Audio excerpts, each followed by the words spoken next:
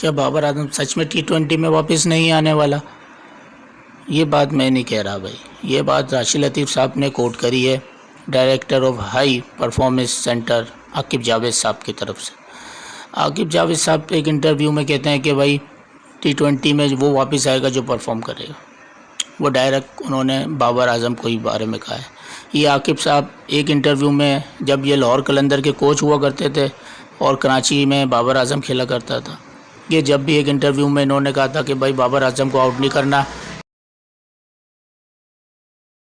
ये कौन सा रन बना लेगा भाई, इसको खड़ा रखो, पूरी टीम 150 रन बनाएगी और हम आराम से बना लेंगे। इस बात पे इनकी ट्रोलिंग भी 10 साल से, और एक इंटरव्यू में इन्होंने और बोला है कि 8-8 10-10 साल से लड़के परफॉर्म कर रहे हैं और उनको एक सिंगल लेना भी नहीं आता।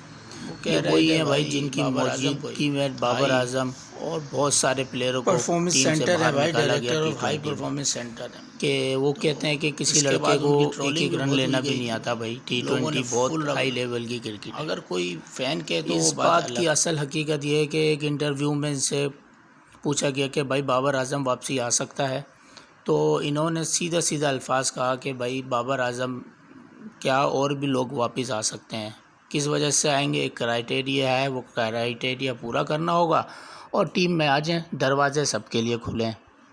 वो क्राइटेरिया ये है कि भाई परफॉर्मेंस दें, डोमेस्टिक में कहीं भी परफॉर्मेंस दें और टीम में आ जाएं। तो बाबर आजम के बारे में यही कह रहे हैं आकिब जावेद साहब। सीधे सीधे अल्फाज तो उन्होंने नहीं कहे, दबे दबे अल्फाजों में कहा है और राशिद लतीफ़ साहब ने इसी के बारे में इनको पकड़ लिया है। राशिद लतीफ़ ने कहा है कि बाबर आजम वापस नहीं आएगा T20 में, और ये बात उन्होंने क्यों कही है, ये बात इनकी आकिब जावेद का इंटरव्यू सुन के की है कि आकिब जावेद साहब ने दबे अल्फाज में यही कहा है कि बाबर आजम को T20 में नहीं लाया जाएगा।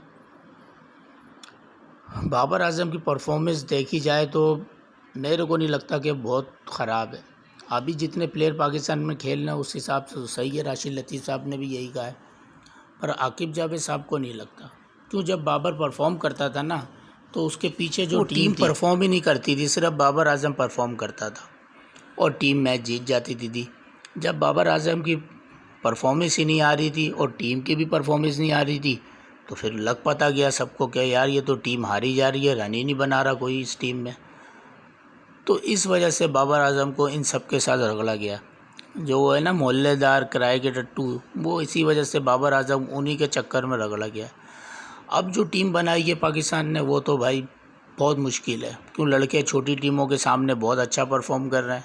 सेम अयूब, हारिस, फ़खर जमान, हसन नवाज़ सब अच्छा परफॉर्म कर रहे हैं भाई। तो इस वजह से बाबर आजम की तो भाई जगह नहीं बनती जो परफॉर्मेंस देखी जाए। लड़के जेल हुए हैं सारे, हसन नवाज़ को देख लें आप, हारिस रऊफ़ को देख लें, सेम अयूब को देख लें। हाँ, बाबर आजम की सिर्फ जगह इसलिए बन सकती है बाबर आजम को इनके साथ खेला जाए, बाबर आजम के साथ एक पावर हिटर हो और बाबर आजम इनके साथ परफॉर्म करता रहे। बाबर आजम एक मेंटोर के तौर पे इनके साथ खेले और एक पावर हिटर बाबर आजम को मिलता रहे, बाबर आजम खेलता रहेगा।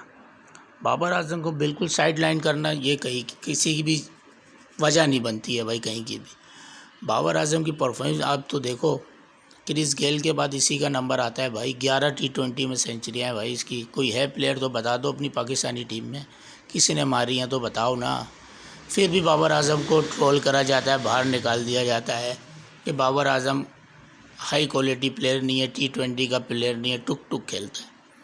भाई बाबर आजम टुक टुक खेलता है इसलिए कि उसके साथ कोई खड़ा ही नहीं होता भाई। बाबर आजम छक्के नहीं मार सकता, बाबर आजम चौके नहीं मार सकता, बाबर आजम ग्राउंड प्लेयर है। T20 में ऐसे प्लेयर नहीं चलते भाई। बाबर आजम के साथ एक पावर हिटर होना चाहिए। बाबर आजम ने इतनी परफॉर्मेंस कर दी है कि आप उससे हमेशा चाहते हो कि बाबर आजम रन बनाए।